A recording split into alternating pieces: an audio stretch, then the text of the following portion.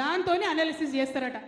Artificial intelligence తోని చాలా ప్రమాదం ఉందని హెచ్సియులో మనమేమో చేసినామని నిన్ననే మళ్ళా సీఎం గారు చెప్పిండ్రు.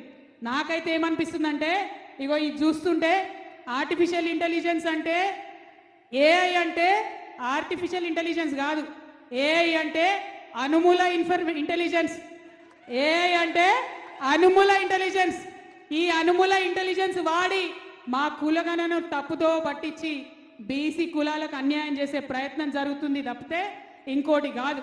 కాబట్టి ఈ అనుమూల ఇంటెలిజెన్స్ మొత్తం రాష్ట్రంలో విధ్వంసం సృష్టిస్తున్నది.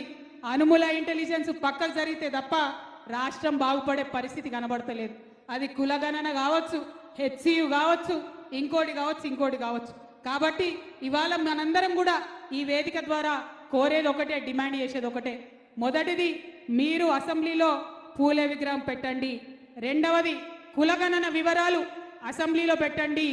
మూడవది, బీసీ బిల్లులు ఏదైతే అసెంబ్లీలో పాస్ చేసిండ్రో అవి ఎక్కడున్నాయో చెప్పండి. ఎందుకంటే భారతీయ జనతా పార్టీ ఓపెన్గా చెప్పింది సుప్రీంకోర్టుకి, మేము బీసీలకు లెక్కలు